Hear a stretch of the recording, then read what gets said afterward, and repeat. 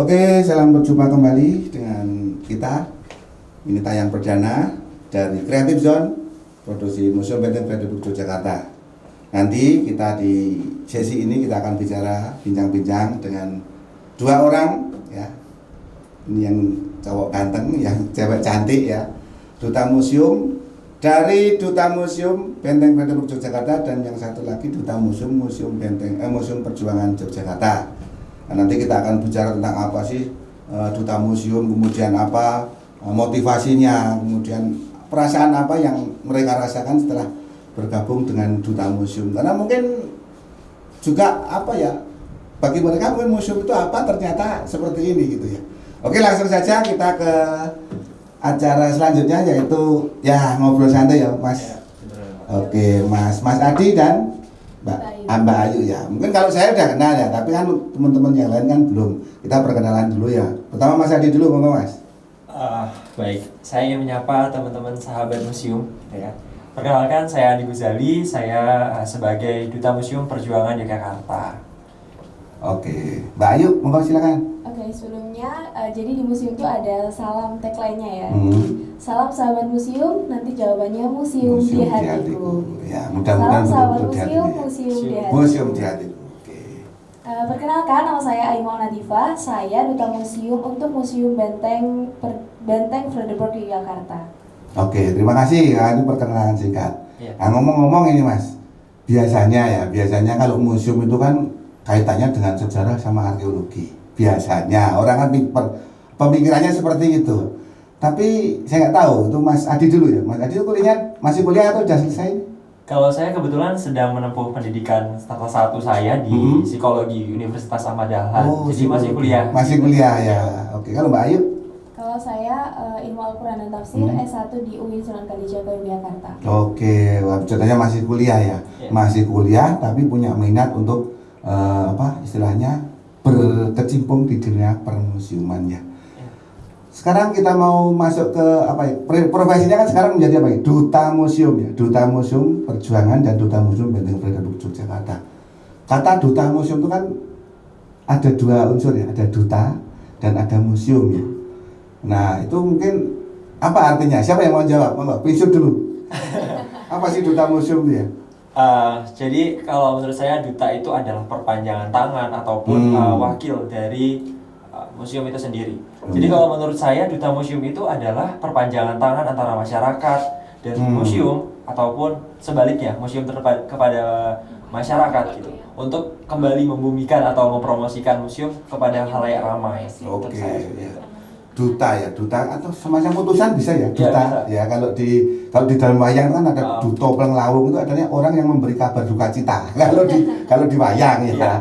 Nah, ini kan Duta Museum berarti kan seorang wakil dari museum untuk terjun ke masyarakat mungkin, atau kemana saja untuk membumikan museum seperti itu ya. Iya, benar Pak. Nah, lumayan ya. Saya juga dulu sebetulnya mau ikut lomba Duta Museum Mas, tapi nggak diterima. Cocoknya saya itu katanya cocoknya duta terong duta rambut geni. Baik, menarik ya. Saya nggak tahu, mungkin motivasinya berbeda ya. Kenapa sih kok tertarik ke sana? Padahal kan jurusan psikologi, jurusannya apa tadi, tafsir ya. Kira-kira apa ya? Antara Duta Museum sama kuliahnya itu ada pengaruhnya atau wah, daripada nganggur itu motivasinya masih beda-beda ya.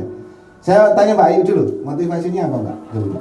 Ya, sebenarnya kalau dilihat secara kasat mata tuh emang sangat tidak nyambung Pak antara tafsir dengan museum ya Pak. Gitu ya. Tapi sebenarnya menurut saya dua hal ini kan yang satunya dari segi agama, yang satunya dari segi budaya. Gitu. Dan di Yogyakarta tuh kental banget dengan yang namanya budaya dengan agama itu, seperti contohnya kita lihat keraton seperti itu. Yeah. Sebenarnya kalau dilihat di aspek kehidupan tuh banyak banget sih Pak kaitannya, karena dari sejarah itu juga mengandung unsur agama itu sendiri. Dan di lain itu, saya tuh kenapa tertarik ikut Duta Museum, karena sebenarnya menurut saya museum itu tuh nggak kuno atau nggak hanya sekedar peninggalan, tapi cerita-ceritanya tuh unik banget gitu. Dan sampai sekarang tuh sangat menarik buat terus kita gali apa sih sebenarnya yang ada di dalam museum tuh yang belum kita tahu, kayak gitu Pak. Oke ya, jadi budaya itu kan tidak kuno ya. Yang kuno itu kemasannya. Nah, oleh karena itu bisa diolah ya, dikemas. diolah supaya nanti meskipun budaya itu nggak bakal kuno, budaya itu sampai kapanpun nggak bakal kuno. Tetapi kemasannya itu yang menjadikan itu menjadi kuno. Nah itu ya. Jadi nanti kita bisa olah lagi. Kalau Mas Adi, motivasinya apa Mas Adi? Oke, kalau menurut saya motivasi kenapa bisa ikut Duta Museum itu karena berangkat dari ketidaktahuan saya tentang museum, gitu ya. Karena saya berasal dari Provinsi Sumatera Selatan. Oh jauh ya? Jauh. 2 hari 2 malam kalau misalnya lewat darat. Oke. Jadi saya harus apa ya? Saya tuh tertarik karena ketidaktahuan saya. Saya ingin belajar lebih banyak tentang budaya Jogja, tentang sejarah. Karena ya seperti yang kita ketahui bahwa museum itu tidak hanya base-nya tentang sejarah saja, tapi ada 3 yaitu sejarah, budaya, dan juga teknologi ataupun pendidikan gitu. Iya. Nah, dari situ saya ingin belajar mengeksplor diri, mengembangkan diri saya di museum karena saya yakin namanya amanah itu tidak akan salah pilih pundak. Ya, jadi ketika saya diamanahi untuk menjadi duta museum, berarti tugas saya adalah menjadi representasi dari kalangan pemuda untuk membumikan lagi, untuk mengenalkan lagi, ataupun seperti yang Bapak bilang tadi, untuk mengemas sejarah budaya itu bagaimana lebih menarik. Kalau dibilang pendidikan saya nyambung nggak ya sama museum? Sebenarnya psikologi itu ilmu yang sangat fleksibel menurut saya. Dimana jika ada manusia, psikologi bisa dipakai. Nah, di dalam museum ini sendiri, kita kan sering memandu, bertemu banyak orang. Nah, itu bakalan dipakai di situ, Pak. Bagaimana kita mengetreat orang lain, bagaimana cara kita mengajak bicara, bagaimana cara kita mempromosikan itu dengan ilmu-ilmu psikologi yang insya Allah saya terapkan nantinya. Oke, sip. Jadi memang betul sekali. Jadi pada dasarnya museum itu diselenggarakan ya adalah untuk orangnya, untuk manusianya, bukan untuk bendanya. Benda itu sebagai sarana. Karena apa? Di dalam berbagai definisi itu kan museum adalah lembaga yang bersifat tetap, tidak mencari keuntungan dan yang bertugas ada mengumpulkan, melestarikan dan seterusnya. Tetapi kata kuncinya apa? Kata kuncinya adalah untuk melayani masyarakat dan perkembangan. Itu kuncinya. Makanya saya setuju sekali apa yang disampaikan oleh Mas Adi tadi. Jadi Anda adalah melayani orangnya. Termasuk nanti karyawan museum kalau ada gangguan psikologis, psikolog nanti. Bisa dipakai, Pak. Iya, baik sekali. Begini Mas, kira-kira Mas Adi itu pertama kali nyambung dengan museum kapan? Artinya kok tahu misalnya museum itu apa toh janjane itu mulai kapan? Atau sudah lama sebetulnya? Sebenarnya ya itu Pak, dari ketidaktahuan saya terkait museum itu awal saya mahasiswa baru nih di tahun 2019. Saya waktu itu lihat jalan-jalan ke Malioboro, melihat benteng Van de Beek nih. Nah, seperti gambar di sini gitu. Jadi saya tuh penasaran kan, ini sebenarnya bisa nggak ya dimasukin orang gitu kan? Soalnya banyak saya menjumpai aset-aset sejarah itu tidak terurus dengan baik di luar sana. Tetapi saya melihat Jogja sangat memanfaatkan apa yang ada di Jogja. Nah, dari situ saya mulai mencari tahu sebenarnya museum itu gunanya untuk apa gitu. Apa sih gitu. Dari situ saya tuh mau tahu, oh ternyata ada Instagramnya Duta Museum. Saya mau follow dari tahun 2019. Cuman waktu itu mau daftar kayak ragu, belum saya belum yakin gitu. Karena saya masih merasa bekal saya masih kurang untuk gitu. Tapi pertama kali kontak dengan museum itu langsung tahu enggak atau ternyata seperti ini tuh ada kata-kata jebule ya kan orang Jawa kan jebule seperti itu kan. Kan bayangan pertama kan mungkin enggak seperti itu ya. Tapi ketika begitu masuk dan terlibat kan ternyata lah jebule seperti itu. Kalau Mbak Ayu kapan kenal dengan museum atau justru jangan-jangan malah sudah kenal museum dari dulunya? Gimana Mbak Ayu? Museum itu sendiri secara general nggak tahu sih Pak. Oh gitu ya. Sebenarnya dulu tuh saya sering banget main Fredericksburg, cuman di luarnya. Nggak tahu ternyata di dalam Fredericksburg itu ada dioramanya tuh saya nggak tahu. Nggak tahu juga ya. Ya karena kan kebanyakan kalau Fredericksburg itu selain menyimpan koleksi itu sangat estetik, buat foto tuh sangat menarik, apalagi anak-anak sekarang kan Pak. Jadi yang Instagramable kayak gitu.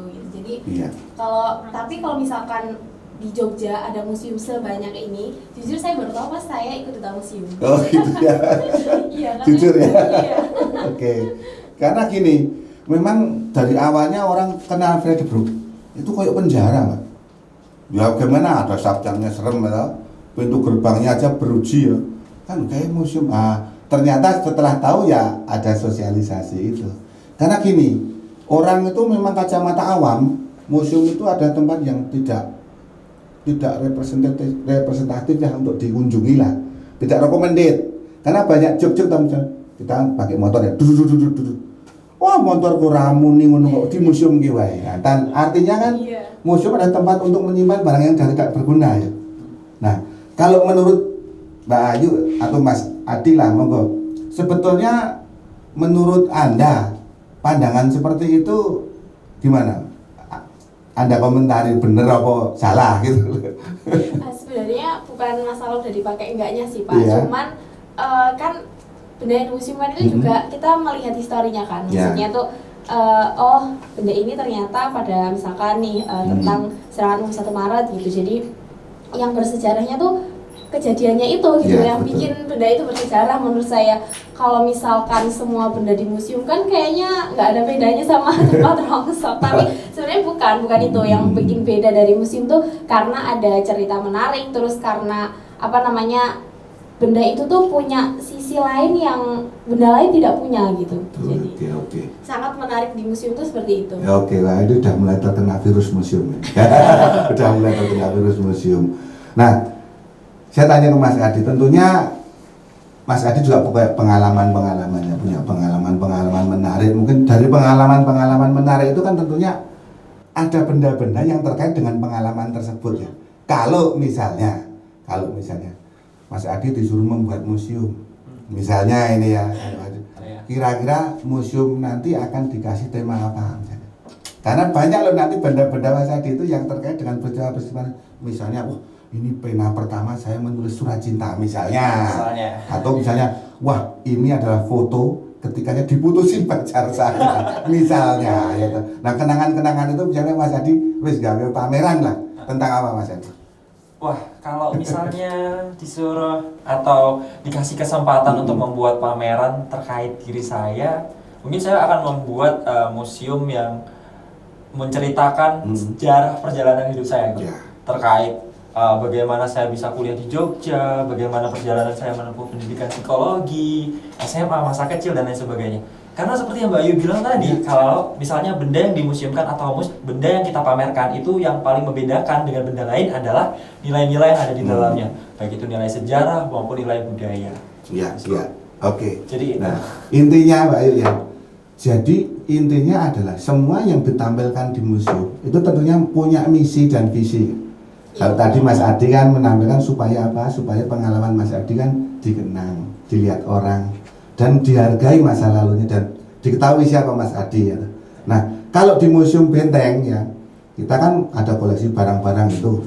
Nah, sehingga kan dari museum itulah, dari koleksi-koleksi itulah kita bisa mengetahui masa silam bangsa kita. Harapannya kan seperti itu. Ya. Saya tanya ini Mbak Ayu. Ini kan saya nggak tahu. Ini kemarin dapat menjadi duta di Frederiksburg atau di Perjuangan itu dipilih atau memilih? Ya Mbak Ayu. Kalau misalkan pertama kali itu kita harus ini Pak ngisi form. Ngisi form. Minatnya di mana, terus motivasinya apa, terus kemudian apa yang akan direalisasikan di sana ketika ditempatkan di tempat itu seperti itu. Jadi ada beberapa mungkin pertimbangan ya dari Dinas Kebudayaan, kenapa si A ditempatkan di museum ini, si B ditempatkan di museum ini, seperti itu. Nah, kalau misalnya Anda sesuai pilihan enggak sih ditempatkan di sini? Atau wajarnya aku pengennya nang kono misalnya ada pertanyaan seperti itu. Sebenarnya sesuai, tapi kan ya? ada 3 nih Pak. Jadi yang pertama tuh saya milihnya di TNI AU. Kenapa? Karena deket Pak sama kos. Oh, dekat dengan kos. Karena deket sama kos. Terus yang kedua di Avandi juga deket kan Pak, masih deket. Terus yang ketiga, wah saya nyari mana ya museum yang bagus gitu. Frederiksburg bagus nih gitu. Kayak kalau ngeliat Frederiksburg tuh kayak semuanya tuh udah tertata gitu loh Pak. Oh, gitu. Jadi tuh gimana ya, kalau misalkan kita tuh mengimplementasikan proker itu tuh lebih mudah gitu, lebih easy going gitu. Saya mikirnya kayak gitu. Terus juga estetik banget kalau Frederiksburg itu gitu. Oh gitu ya, alasan ini sangat subjektif ya. Tadi deket ternyata di sini sudah ada apa-apa ada gitu ya. Jadi lebih kepenak pakai program gitu ya. Nah, kalau Mas Mas Adi itu milih atau dipilih atau wah malah ciloknya untuk Tekono misalnya. Oh Mas Adi. Kalau saya sendiri waktu malam final itu, jadi waktu malam final itu kita baru diberitahu kalau misalnya kita dapat ditugaskan di museum masing-masing. Kebetulan saya dapatnya di Museum Perjuangan. Jadi waktu itu saya dapat Museum Perjuangan, sedikit kaget karena ketika saya ngisi form, saya tidak memasukkan Museum Perjuangan di list saya, Pak. Malah nggak milih ya? Nggak milih. Jadi ditugaskan itu di situ. Dan saya waktu itu bingung kan, jujur nih, saya belum pernah ke Museum Perjuangan. Karena museum di Jogja tuh banyak banget, apalagi di Barangmus itu ada 36 museum. Iya. Jadi waktu dapat di sana, saya mulai cari tahu. Ketika sudah acara selesai, saya malamnya langsung cari tahu di mana museumnya.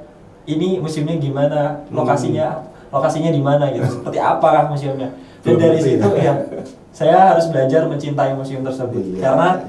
Karena saya yakin Dinas Kebudayaan memilih saya untuk di Museum Perjuangan karena melihat potensi dan juga pertimbangan-pertimbangan yang lain. Iya, betul. Jadi ada pepatah Jawa Witing Tresno Jaran Saka Kulino itu betul ya? Betul. Ya, jadi sama, saya juga seperti itu dulu. Saya pertama kali kaget kok di sini itu kerja tuh. Oh, tapi masuk pertama kok lulus. Pegawai museum kok sih dijegal sapu karo pel. Iya, ternyata kan, nah kita harus mencintai pekerjaan kita. Jadi dalam tanda petik tadi saya simpulkan bahwa bekerja di museum tidak cukup dengan hati-hati, tetapi harus dengan hati. Jadi hati kita taruh di situ. Kalau hati kita taruh di situ, mau tidur ya ingat ke situ, mau ngerjakan apa ya ingat ke situ. Sama ketika Anda jatuh hati juga, ya kan? Berarti apa-apa ya ingat itu ya kan? Nah, bagus.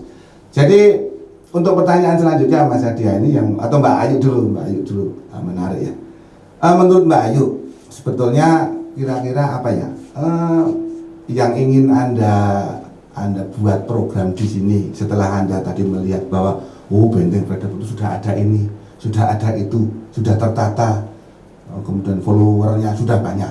Kira-kira apa ya? Punya program apa ya untuk lebih menjual museum ini kepada masyarakat? Apalagi sekarang sesuai dengan perkembangan zamannya milenial ini. Monggo Mbak Ayu. Sebenarnya Pak Frederick tuh tanpa dipromosiin tuh kayak udah famous banget gitu loh Pak. Wih, sampai bikin orang ini besar kepala. Kayak sampai udah apa namanya foreigner aja udah kesini kan, jadi udah famous gitu, nggak cuman domestik tapi juga sampai mancanegara gitu. Tapi yang sejauh saya teliti tuh mungkin ketika teman-teman kesini itu biasanya yang dari sekolah-sekolah itu hanya ketika ada program dari sekolah, hanya ketika itu tuh menjadi sebuah tugas gitu. Jadi menurut saya belum banyak kesadaran yang tumbuh gitu. Nah, di sini tuh program yang ingin saya lakukan karena di Benteng sendiri udah banyak banget kegiatan ya Pak.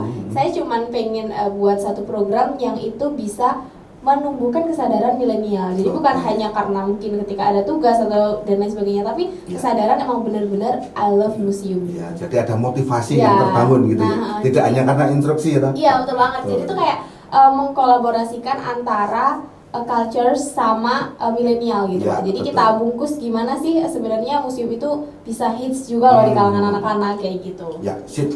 Karena begini, berdasarkan penelitian ya, mungkin penelitian Cak Lontong atau siapa. Jadi ketika masa pandemi itu bapak ibu itu sangat pusing karena apa? Pulsa handphone meningkat kebutuhan anak-anak itu. Ternyata apa? Karena semasa pandemi itu orang yang dipegang itu handphone.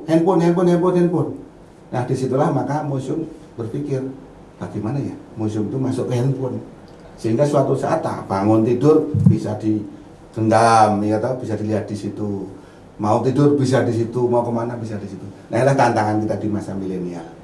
Kemudian Mas Adi, wah ini yang agak tanda petik kurang beruntung ya. Karena Museum Perjuangan itu tempat kontemplasi, tempat ngalamun di sana itu. Iya. Nah itu pekerjaan Anda yang cukup berat. Bagaimana museum yang sebetulnya menjadi tempat ngalamun itu menjadi tempat yang hingar-bingar dalam arti bagaimana ya tempat yang tadinya agak sepi ya, memang peminatnya sedikit ya. Anda harus berpikir kalau misalnya kita mau menangkap laron, tahu nggak laron? Tahu ya. Tahu.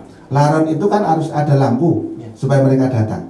Nah, bagaimana Anda membuat lampu di Museum Perjuangan supaya laron itu, laron dalam tanda petik ya, ini pengunjung bisa datang ke sana apa kira-kira? Iya, sebenarnya berbanding terbalik sama ceritanya Mbak Ayu. Kalau misalnya di Benteng itu famous banget gitu ya. Cuman kalau di perjuangan ini orang-orang sepertinya belum terlalu minat untuk ke sana seperti gitu, yang Bapak bilang tadi. Iya. Padahal nih ya, sahabat museum harus tahu kalau misalnya Museum Perjuangan Yogyakarta adalah unit 2-nya dari Benteng Badung. Betul. Jadi ada kesinambungan antara benteng dan juga perjuangan. Nah, ketika melihat di sana, saya sebenarnya melihat potensi yang sangat luar biasa terkait Museum Perjuangan Yogyakarta. Mengingat koleksi yang ada di sana adalah koleksi-koleksi yang asli. Ya. Kita punya masterpiece-nya, tasnya Muhammad Hatta. Iya. Di sana ada dan juga banyak koleksi yang sangat menarik sebenarnya. Nah, mungkin PR saya adalah bagaimana cara mempromosikannya, cara menggait peminatnya itu agar lebih banyak, Pak. Dan saya sekarang berkoordinasi sama pihak Humas untuk bagaimana caranya menghidupkan Instagramnya yang sudah lama vakum dan juga mempromosikannya kembali. Nah, untuk itu saya sangat butuh bantuan dari teman-teman sahabat museum, dari pihak-pihak yang harus mendukung bagaimana agar Museum Perjuangan ini tidak kalah famous gitu ya sama Museum Benteng, karena kita satu. Betul. Ya, memang betul. Jadi ketika kita bicara masalah paradigma permusiuman ya, kan sudah mulai beberapa tahap ya. Pertama kan objek oriented. Jadi museumnya berorientasi pada objeknya. Pokoknya museum yang golek koleksi dibersihkan, diteliti, publikasikan. Nanti perkara publik itu mau seneng apa enggak itu urusan belakang. Itu yang paradigma yang pertama. Kemudian yang kedua sudah mulai menuju ke publik oriented. Ada kajian-kajian publik ya. Jangan-jangan publik itu mengharapkan seperti apa. Nah, yang terakhir ini yang PR Anda adalah sudah masuk ke paradigma partisipatori. Jadi kata kuncinya keterlibatan publik, tapi terlibat dalam kegiatan yang aktif. Mereka bukan lagi peserta, tetapi menjadi penyelenggara. Oleh karena itu nanti PR-nya Mas Adi dan Mbak Ayu juga bagaimana menginspirasi pengunjung, bagaimana menginspirasi masyarakat untuk mampu terlibat membuat produk bareng-bareng karo museum. Salah satu contohnya Mas Erwin, tahu ya Mas Erwin ya, yang di Yogyakarta Night at the Museum. Mereka duduk bersama dengan museum membuat produk. Produknya adalah jelajah malam, itu produk mereka. Dan kita kembangkan bersama-sama. Mas Towel misalnya, dengan jelajah bersepeda. Nah, nanti PR-nya Mas Adi, Mbak Ayu, buat apa kira-kira? Supaya menginspirasi publik, menginspirasi komunitas, ayo duduk bareng-bareng. Contoh misalnya, kita membuat apa ya? Program misalnya buat apa ya? Surat-suratan dengan ya penggemar museum. Nah, nanti surat itu kita alamatkan ke museum sehingga mereka seolah-olah si museum ini menjadi seorang tokoh yang diidolakan. Monggo lah terserah mau dikasih nama apa misalnya. Si Gembul atau si Freddy atau siapa. Nah, itu menjadi surat yang menarik ke situ ya. Nah, nanti surat itu dikembangkan menjadi cerita yang menarik juga. Sehingga nanti duta museum itu punya PR banyak sebetulnya.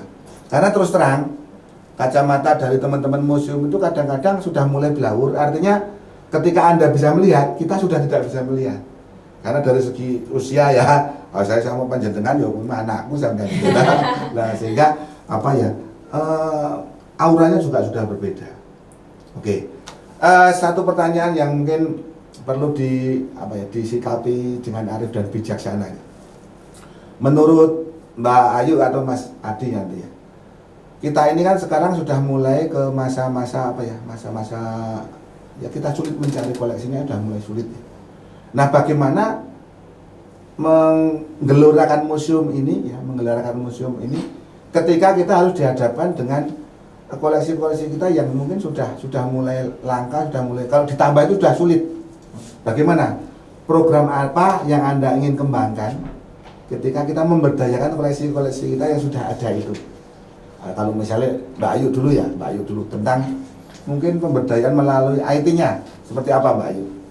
Iya, karena kalau misalkan gini Pak, kalau misalkan ngomong tentang koleksi itu sebenarnya ya pasti habis ya, karena kan nilai sejarahnya juga sudah mungkin beberapa sudah berakhir gitu. Jadi sebenarnya bukan tentang bagaimana kita menambah kuantitasnya, tapi bagaimana kita meningkatkan kualitasnya. Kalau sekarang tuh yang saya sudah melihat beberapa referensi itu museum-museum yang banyak digemari. Mungkin saya referensinya tidak hanya di Indonesia, saya nyari yang dari luar negeri itu sebenarnya bagaimana mereka itu lebih menarik dalam mengemas koleksi yang udah lama bertahun-tahun itu sendiri gitu. Jadi misalkan nanti adalah salah satu tayangan yang tadi dibahas sama Pak Agus tuh tentang IT gitu kan. Jadi kita bikin misalkan ada bendanya ini, tapi apa sih cerita itu tuh kayak kita tayangkan di filmnya seperti itu. Sekarang kan udah ada kan di Diorama 3 itu salah satunya ya seperti itu gitu. Jadi kita mengeksplornya tuh karena anak-anak sekarang tuh kebanyakan tuh lebih suka nonton yang real gitu loh, kalau hanya benda yang tidak bisa interaktif itu sebenarnya mereka tuh kurang tertarik seperti itu. Oke, jadi kita mengemas narasi benda itu menjadi narasi yang milenial gitu ya. Mungkin tidak perlu pakai label ya, tapi dengan tayangan-tayangan ya. Oke. Terus Mas Adi, ini pertanyaannya berbeda ya. Jadi kita itu sudah memiliki data banyak Mas, kita itu banyak. Nanti bisa koordinasi dengan teman-teman. Kita memiliki data-data hasil wawancara banyak, kemudian hasil kajian banyak. Nah, menurut Mas Adi, itu kan merupakan benda-benda yang sangat berharga ya. Bagaimana mengemasnya, dokumen-dokumen itu, informasi-informasi itu supaya mempunyai nilai fungsional terhadap masyarakat. Mengemasnya bagaimana Mas? Kalau ditanya terkait koleksi dari data penelitian ataupun wawancara, sebenarnya kita bisa memanfaatkan itu untuk menjadi jurnal ilmiah kita, Pak. Jadi kekayaan intelektual museum gitu. Betul, ya, dan ya, itu menurut saya bisa berharga buat para peneliti nantinya untuk melanjutkan penelitian tersebut, ataupun mahasiswa yang memang basicnya di sejarah ataupun tentang arkeologi. Nah, dari situ bisa dimanfaatkan koleksi-koleksi kita untuk bisa lebih bermanfaat.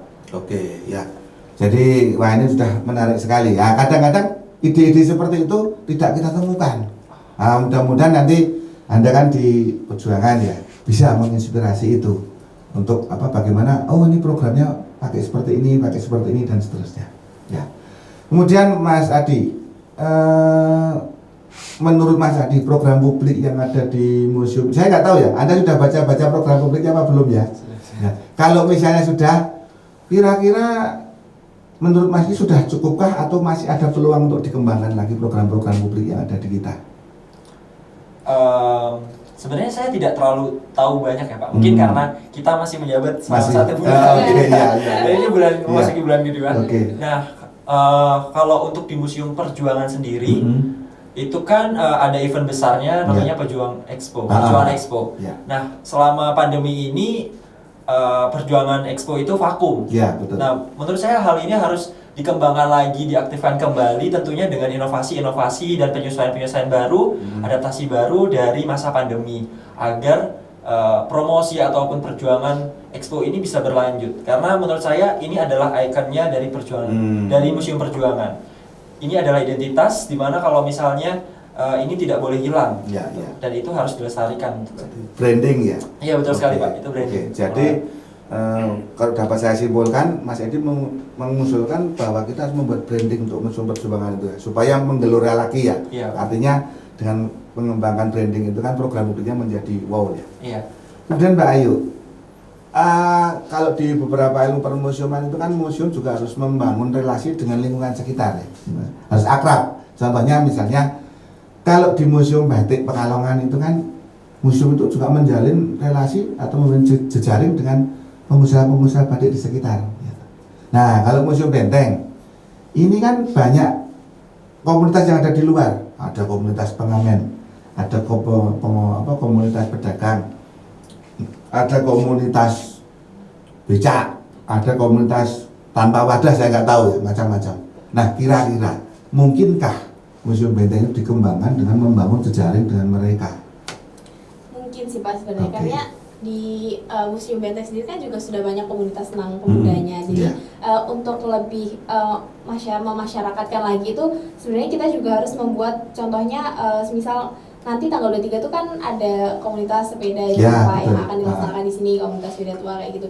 Jadi cara bagaimana menarik pengunjung ke Benteng itu juga tidak hanya dengan promosi yang secara langsung yang terlihat seperti promosi gitu. Jadi bagaimana kita merangkul, misalkan nanti ada acara kalau misalkan Ramadan buka bersama di Benteng dengan komunitas-komunitas itu, atau mungkin ketika nanti ada acara Frederick in Frame itu juga bisa dimasukkan ke situ. Jadi bisa orang-orang tuh bisa melihat, oh ini loh ternyata Frederick itu apa sih kayak gitu. Karena kan untuk saat ini memang yang depan itu kan ada pedagang asongan dan segala macam, memang belum tersentuh itu. Nah, harapan kita nanti mungkin ide dari Mbak Ayu tentang melibatkan mereka, tidak tahu nanti bentuknya seperti apa. Yang jelas mereka merasa diuangke, dikaruhke, sehingga ada jaring keterlibatan itu. Nah, harapan kita nanti mereka bisa mendukung keberadaan museum ini dengan cara yang berbeda. Dulu memang pernah ketika kita mau mengadakan senam bersama ya, itu senamnya di depan. Terus kemudian ada hiburan nyanyi-nyanyi itu, mereka kasih ya snack-snack atau apa, sehingga mereka terlibat. Nah, dari situ itu apa ya, frekuensi terjadi konflik itu menjadi semakin dikurangi.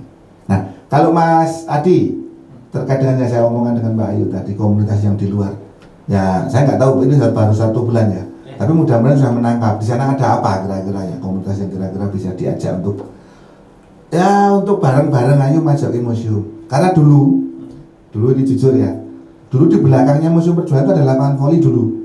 Nah, saya itu membangun relasi dengan ikut latihan voli di sana, sehingga saya setiap hari Kamis itu nggak pulang. Jadi karena latihan volinya saya tuh harinya Kamis sore, jadi saya nggak pulang, ikut voli di sana. Nah, lama-lama saya mewakili sebagai representasi teman-teman dari Museum Perjuangan itu merasa dekat dengan Museum Perjuangan sana, sehingga mereka merasa ini gunanku, museum ini punya saya gitu. Sehingga mereka yang tadinya punya vandalisme misalnya, sering memecah lampu, menjadi hilang ketika saya ikut seperti itu. Nah, kira-kira Anda melihat apa ada di situ? Yang misalnya kalau di sini kan ada paguyuban atau becak segala macam. Kalau di sana ada apa, Mas? Jadi di sana itu Pak, saya lihat lingkungannya adalah banyak sekali orang-orang yang berolahraga ketika sore hari di Museum Perjuangan. Karena seperti yang kita ketahui ya, Museum Perjuangan itu memiliki luas halaman yang sangat luas, bisa dijadikan untuk traffic, untuk jogging, main sepeda juga bisa di sana. Nah, kalau menurut saya apapun itu komunitasnya yang ada di sana, saya ingin merangkul bersama seperti yang Mbak Ayu bilang, karena museum itu sangat terbuka untuk siapapun dan kalangan manapun. Jadi di sana ada anak-anak yang suka berolahraga ataupun orang yang suka jogging di sana gitu. Kita bisa mengajak mereka untuk terus mengadakan kegiatan atau mari beraktivitas di sini, karena museum itu secara langsung adalah rumah kita jaga bersama-sama, kita lestarikan gitu. Oke, ya, wah menarik sekali nih Mas. Saya tunggu itu nanti Mas ya. Ya, karena gini, kita kan sana punya banyak waktu luang sih, yang misalnya belum dikembangkan di sana. Nanti Mas Adi bisa menginspirasi mereka, misalnya contohnya gelar alat musik atau apa untuk karaokean misalnya. Ya, yang ngalahin nanti Minggu harus masuk misalnya. Karena itu penting. Mungkin satu pertanyaan terakhir ini ya, untuk closing ya, untuk Mbak Ayu dulu. Kira-kira apa sih statement-statement yang ditujukan untuk mungkin adik kelas atau generasi milenial tentang keberadaan Museum Benteng, Pak? Ya. Kalau statement saya, pokoknya saya mewajibkan sih semua anak-anak milenial tuh buat ke Benteng, karena sebenarnya terutama yang anak-anak mungkin punya basic sejarah dan lain sebagainya. Karena di sini tuh banyak banget, dan itu tuh benar-benar yang sudah terstruktur gitu loh Pak, antara bagaimana kejadian-kejadian yang terjadi pada waktu sebelum kemerdekaan seperti itu. Terus yang satunya lagi, kalian tuh harus ke Benteng. Kenapa? Karena Benteng tuh menurut saya seperti rumah gitu. Jadi saya menemukan atmosfer nyaman di Benteng tuh bukan hanya ketika saya berekreasi, tapi udah kayak di rumah gitu. Jadi pokoknya teman-teman wajib ke Benteng bener-bener. Oke, jadi wajib ke Benteng ya hukumnya ya. Karena Benteng adalah kebutuhan hidup. Iya.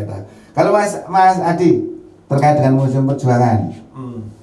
Kalau saya terkait Museum Perjuangan, kepada sahabat museum dimanapun sahabat museum berada dan apapun kalangannya gitu, yuk bersama-sama kita lestarikan untuk kunjung ke museum. Kita cintai museum, kita lestarikan museum, kita promosikan museum. Karena kalau bukan kita, siapa lagi gitu. Kita sebagai pemuda punya power, punya kekuatan buat mengencourage banyak orang, untuk mengedukasi banyak orang terkait museum. Dengan sosial media yang kita punya, dengan jejaring sosial yang kita miliki, saya yakin kalau misalnya kita jadi satu, kita bekerja sama, museum pasti tetap mendunia kok. Oke, terima kasih. Wah, mantap sekali. Jadi inti dari pembicaraan kita pada hari ini, museum memiliki posisi yang sangat penting ya Mas ya, Mbak Ayu ya. Karena itu harus dikunjungi. Secara temporal masa lalu itu kan tidak bisa diulangi. Tetapi secara pola, nah ini udah ngomong sejarah ini. Secara pola kan terjadi history repeat. Jadi sejarah itu berulang secara pola. Nah, oleh karena itu museum itu punya posisi yang sangat strategis, yaitu mementaskan kembali. Nah, disitulah kita bisa belajar tentang masa lalu dan harus dikunjungi supaya punya manfaat. Gitu ya. Oke, begitu. Terima kasih Mas Adi, Mbak Ayu sudah bergabung dengan kita, dan silakan ini menjadi inspirasi Anda. Silakan nanti besok entah kapan Anda yang duduk di sini panggil orang lain duduk di situ.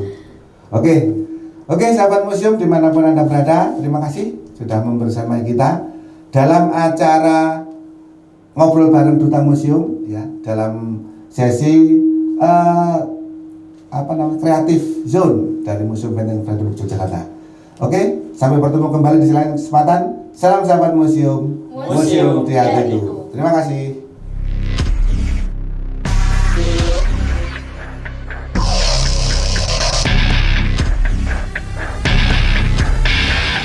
Saksikan terus persembahan video dari kami. Jangan lupa untuk like, subscribe, and share YouTube channel Museum Benteng Frederick Yogyakarta.